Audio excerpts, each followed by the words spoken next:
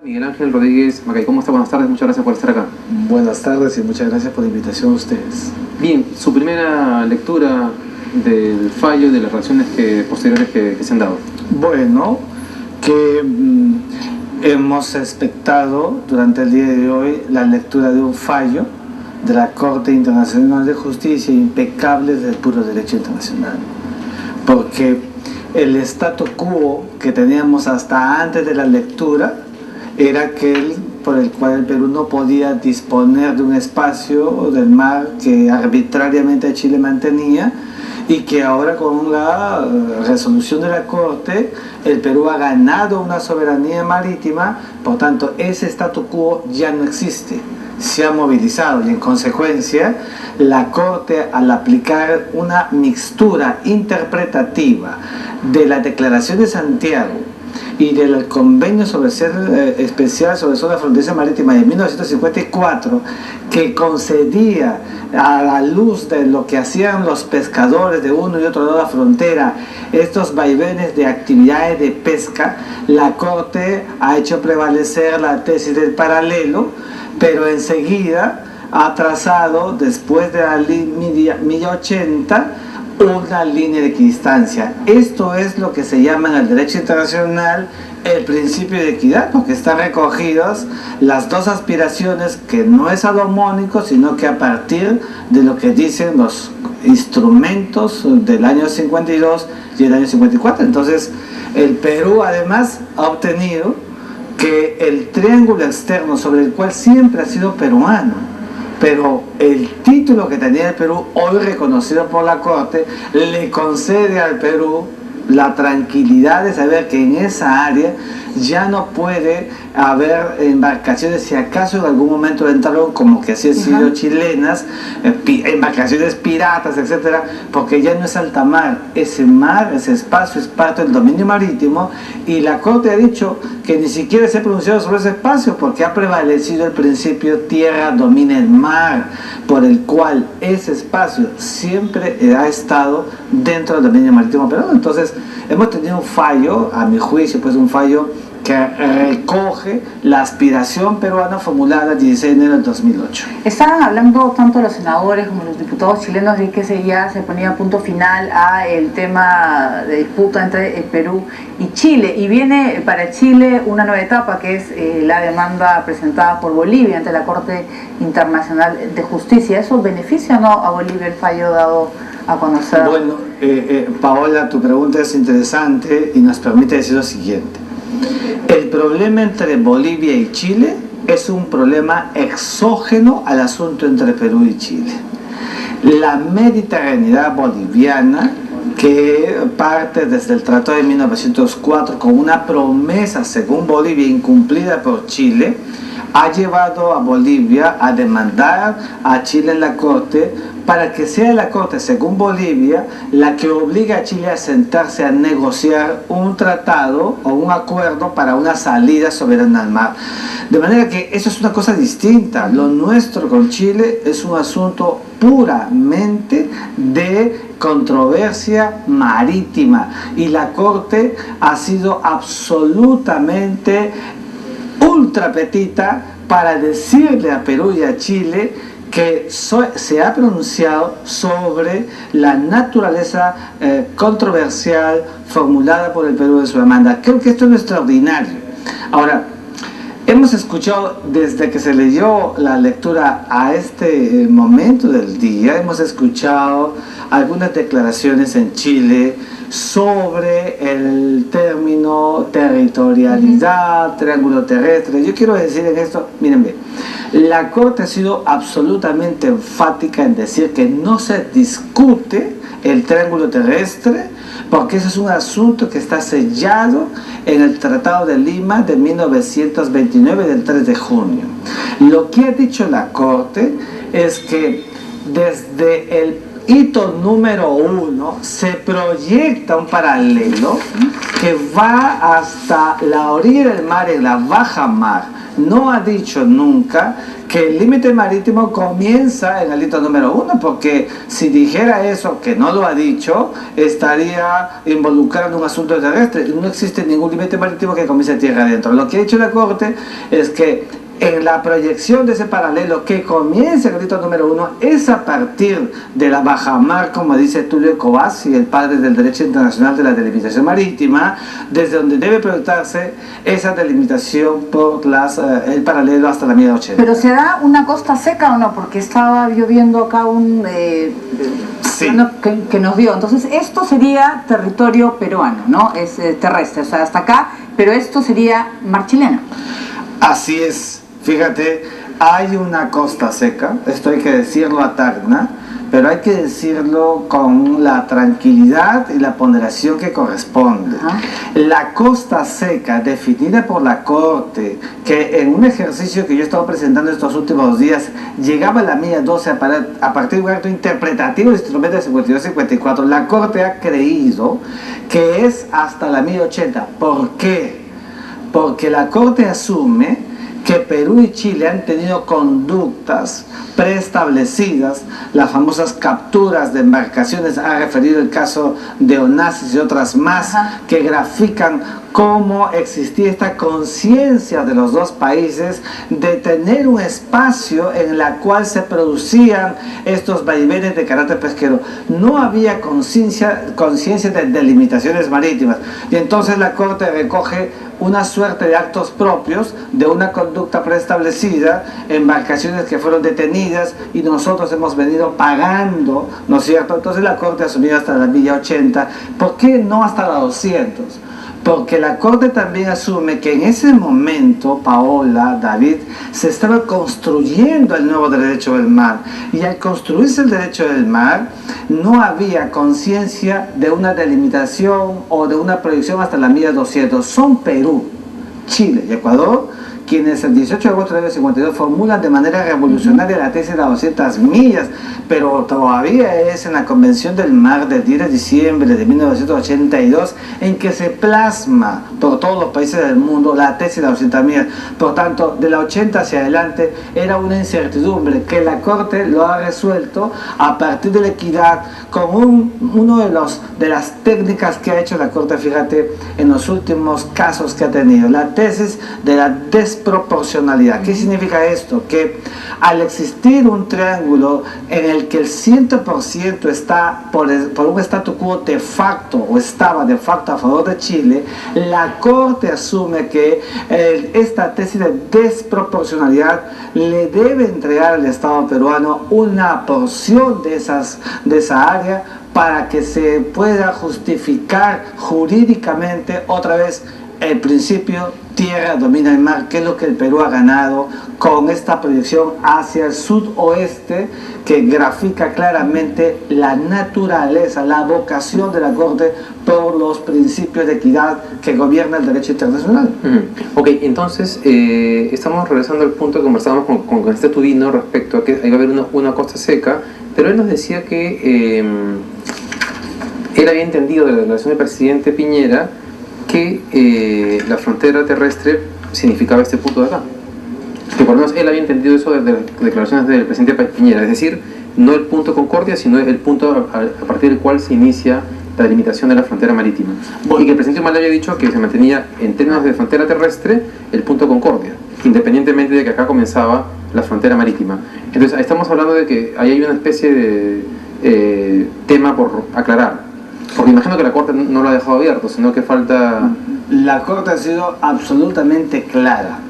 Y lo que ha hecho el presidente Ollanta Humala Tasso... pero sí está clarísimo que es así. Es absolutamente claro.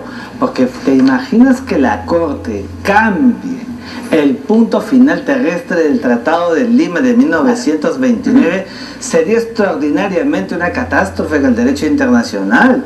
Lo que ha dicho la Corte es, otra vez, recogiendo las tesis interpretativas, es que a partir de la bajamar, y esta bajamar está determinada por la oscilación de las olas que puede haber entre 2 o 3 puntos, y se traza una línea recta horizontal a la orilla del mar, que es algo muy técnico que yo podría en algún otro momento hacer un desarrollo con mucho más detalle, pero esa bajamar solamente le otorga a Chile el punto de origen de la delimitación marítima. El punto del triángulo terrestre de los 35.000 metros cuadrados, unas 3 o 4 manzanas, se mantiene intacto y pétreo, porque forma parte de lo que resultó del Tratado de Lima de 1929. O sea que no hay nada que discutir al respecto, así que no puede, ya se ha zanjado ese punto. Estamos hablando de este espacio, es territorio peruano y no hay nada más que discutir. Así es, cosa seca, o sea, es un cosa terreno seca que no le se llaman.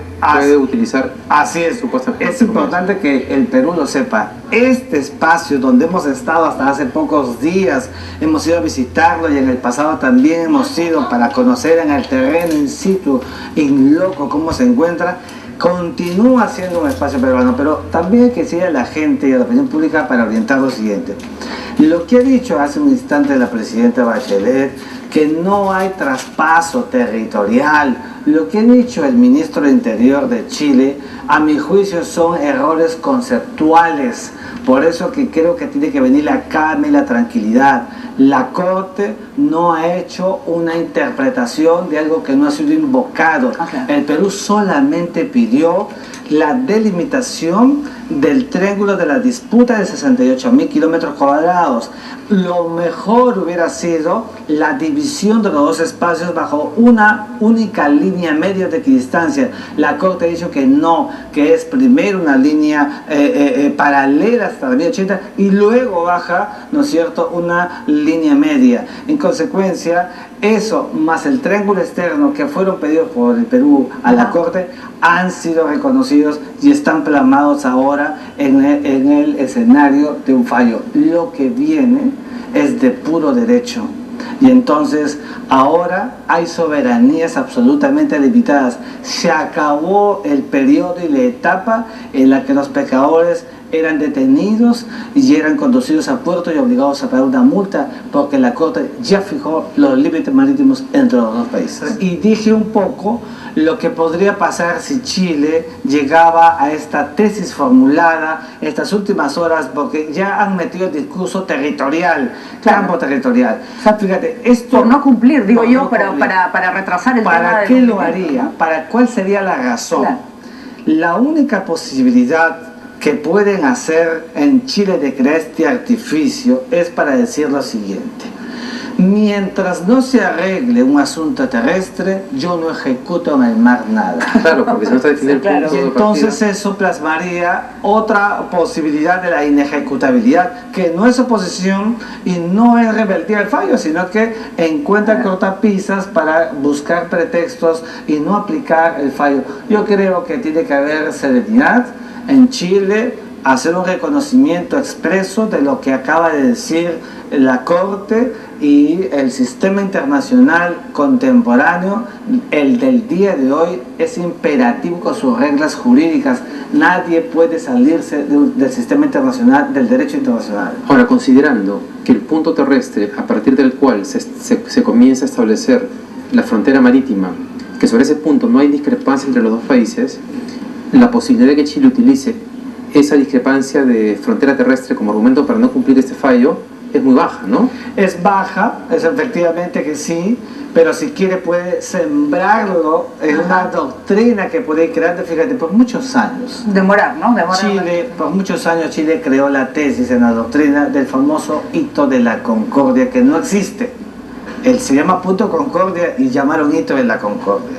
De manera que estas cosas yo creo que no le harían bien al proceso. Creo que Perú y Chile están en una etapa en la que más bien deberían de aprovechar el sentido estricto del fallo para abrir espacio a otros escenarios que dije también que van a depender mucho de esta confianza que se tiene que afirmar a partir de la lectura de las sentencias. No más asuntos terrestres con Chile, porque esos fueron finiquitados en 1929, no más asuntos marítimos, porque el día de hoy, 27 de enero de 2014, la Corte ha sellado para siempre entre Perú y Chile. Pero sin embargo la Corte no reconoce el punto concordia, o sea, ha optado por el tema del delito número 1, pero el punto concordia está en el Tratado del 29. Sí, pero recuerda que el punto final de la frontera terrestre es el punto Concordia. Debería ser, según la pretensión peruana, porque estuvimos en un juicio, Paola, que de acuerdo a las reglas del derecho internacional, el punto final terrestre debería ser el punto inicial marítimo. La Corte no ha apreciado este razonamiento. ¿Qué ha apreciado más? Los actos propios, la conducta preestablecida, otra vez las capturas permanentes, las detenciones y los pagos, y la conciencia colectiva de peruanos y de chilenos en esos años, de que asumían el paralelo como una ratio para movilizaciones de uno y de otro lado de la frontera. En esto que se llamó, en el espíritu del instrumento de 1954, el Convenio sobre Zona Especial Fronteriza Marítima, la tolerancia para realizar actividades de pesca.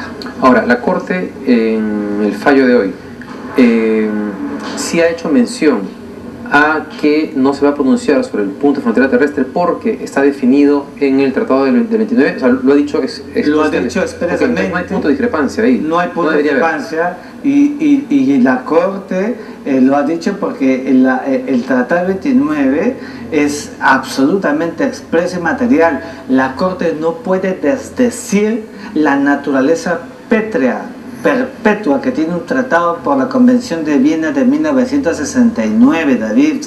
La Corte más bien ha pronunciado un fallo en función de lo único que el Perú le pidió, que fueron los dos triángulos. El de la disputa de 68.000 kilómetros cuadrados, que ya lo ha definido, y el triángulo externo, sobre el que además ha dicho no tiene nada que decir, porque ese triángulo externo siempre ha sido parte del Perú. Claro, pero también hay unas declaraciones en las cuales dice las autoridades chilenas que ellos no han perdido nada, ya que lo más rico de esa parte del mar está dentro de las 80 millas y más allá como que no hay nada. Claro, pero eso es también una... Porque al final no sabemos, ¿no? Que pueda... no sabemos, fíjate, los peces, en primer lugar, los peces no saben de límites. Claro, el pez no va a decir, llego a 80 ya, así que no. Los peces, en esa zona, la biomasa en esa zona hace dos tipos de movilizaciones, transzonales y altamente migratorios. De manera que el Perú, fíjate, que no tenía ese espacio, ahora lo tiene, el que está además después de la milla 80, donde la pesca industrial es una pesca importante para el Perú, que vamos a recoger. Y hay algo que está en el sentido del fondo, casi ontológico de un fallo jurídico, y es que la Corte, a mi juicio, al recoger el temperamento de la posición peruana firmemente con la equidad y el método de línea media, después de haber tejido la tesis de la desproporcionalidad en la zona que le alcanzaba al Perú, significa finalmente que el Perú obtiene, después de muchos años de haber tenido una relación con Chile marcada por rencillas, resquemores, fracturas colectivas de una guerra que ya pasó y que debemos mirar hacia adelante, a mi juicio, una victoria del puro derecho. Estas son las cosas que tenemos que decir. No hubiera habido victoria, Paola, si el paralelo se hubiera mantenido de la milla 1 hasta la milla 200. Consecuentemente, tenemos que reconocer que la Corte ha apreciado muy fuerte, temperamentalmente, el principio de equidad que está en los últimos casos que la Corte ha venido resolviendo. ¿Cuánto se puede demorar Chile en poder implementar el fallo de La Haya? Porque ya tenemos el antecedente de Colombia, que dijo que no iba a acatar, que al principio los colombianos celebraron y luego analizaron mejor la situación. Han pasado los meses y Colombia no cumple. Fíjate, Paola, para ir en la misma línea, ¿qué tipo de leyes, normas, actividades se requieren para implementar un fallo? La pregunta de ustedes es muy importante. En primer lugar, el reglamento y el estatuto de la Corte dicen claramente que culminada la sentencia, de jure, ipso facto de jure, ese espacio es ya del Perú. Por tanto, si los pescadores quisieran salir a faenar después de la milla 80 o la pesca podría producirse en ese espacio, ya no pueden ser detenidos, ya no pueden ser llevados al puerto ni obligados a pagar una multa. Esto es lo concreto y real. Las normas jurídicas del derecho nacional de Chile, por la propia naturaleza imperativa del fallo, quedan derogadas. quedan subordinadas. Pero comprenderán, y esto es lo que yo he venido diciendo, es la sensatez del derecho. Comprenderemos pues que si la ley chilena, la Constitución de Chile habla de un paralelo, y es hasta la mía 200, no se va a derogar pues la Constitución de Chile, tendrá que haber un mecanismo de modificación. Entonces, allí viene lo que se llama en el proceso de la implementación el tiempo razonable, que para los efectos de una circunstancia tan clara como la que acaba de hacer la Corte, debe ser rápida, con el registro inmediato de voluntades compartidas para materializar el espíritu y la letra de lo que está diciendo la Corte de la Haya, de manera que allí cobra valía la bona fide, la buena fe internacional de las partes, y ello es el gran punto de partida para sincerar las relaciones recíprocas de Perú y de Chile en un ámbito que tiene una agenda por delante, por demás promisoria. O sea que si se requieren ese tipo de cambios, digamos, legales, la aplicación toma meses, un año, dos. Pero no, yo no creo que tenga por qué ser 1 ni 2 años. La buena fe de Chile tiene que llevarlo a ser rápido, pero además el que en Chile se formalicen adecuaciones normativas que por el imperio del fallo tengan que hacerlo no es incompatible con que nosotros ya tengamos acto posesiones, o sea, un acto sobre el espacio del mar que nos corresponde. Sí. Está intacto para Chile la navegación en esa zona, porque el artículo 54 de la Carta Constitucional nuestra consagra la libertad de comunicación internacional, y Perú, Chile y los 165 países que son miembros de la Convención del Mar, de la cual nosotros no somos miembros, han consagrado la tesis de la libertad de navegación internacional. Por cierto, ha sido mencionado por la Corte que Perú no es parte de la Conmemar y Chile sí, pues ahora corresponde como un asunto de Estado. Y llamo a la agenda nacional para que en el plazo inmediato se inicie la progresiva adhesión, la decisión histórica de la adhesión del Perú a la Convención del Mar, el mayor instrumento del mar que gobierna la juridicidad de los océanos, sobre el cual desde 1982 no somos parte, habiendo sido pioneros. Pero cabe aclarar que no era necesario ser parte de Convemar para poder presentar esa demanda, ¿no? Y tu predicción es sumamente clara, porque el Perú en ningún momento ha invocado convencionalmente la Convención del Mar. Ha sido más que eso, el derecho consuetudinario internacional, que es superior, con la costumbre superior a los tratados, en cuanto que en el mar, como espacio gravitacional que permite las relaciones interestatales, ha pregonado siempre en toda la construcción del derecho del mar. Por eso que el Perú invocó consuetudinariamente el derecho internacional desde afuera. No era necesario, por tanto, que el Perú estuviera en la Convención del Mar para obtener una victoria en la Corte Internacional de Justicia. ¿Qué beneficios o qué implicancias tiene que el Perú sea parte de la Convención del Mar? Son muchas, pero hay una que yo te voy a resumir como importante. Fíjate, el Perú es un país esencialmente marítimo, con una costa extraordinaria. El 98% de lo que el Perú saca al mundo entero sale por el mar. El Perú necesita y requiere que en ese espacio del dominio marítimo, cuando se producen circunstancias de naves, porque hay naves que ingresan y salen de la milla 200, si hubiera un acto conflictual, ¿a dónde vamos a ir a resolver nuestros problemas? Ya no será la Corte Internacional de Justicia, será, por ejemplo, el Tribunal Internacional del Derecho del Mar con sede en Hamburgo, y además se pueden establecer las alícuotas de pesca que el Perú, bajo la tesis del dominio marítimo, le establece a las embarcaciones que ingresan a nuestro espacio y pescan lo que el Perú les diga que deben pescar, dónde, cuándo, cómo y para qué pescan, porque en eso consiste la soberanía de la cual hablaba tanto Alberto Ulloa Sotomayor, el mayor internacionalista, el de todos los tiempos, la denominada soberanía modal, que implementa la naturaleza económica del mar por sus recursos en saciar a las poblaciones de los estados costeros, y no como ha sido por 30 años una pseudotesis de peruanos buenos pero equivocados, que mantuvieron la visión de un mar territorial de 200 millas que nunca jamás hemos tenido en la historia, ni siquiera del derecho internacional del mar, donde a lo mucho la territorialidad llegó a las 3 millas. Hoy la Convención del Mar habla de 12 millas de mar territorial, le da más que el antiguo derecho del mar, y 188 de zona económica exclusiva.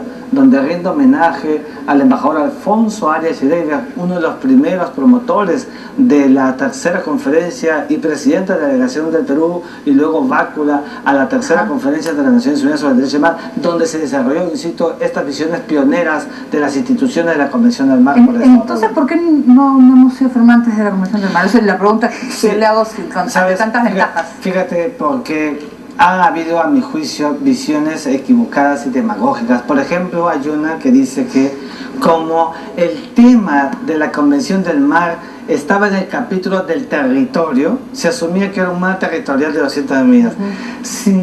¿Saben lo que significa un mar territorial de 200 millas?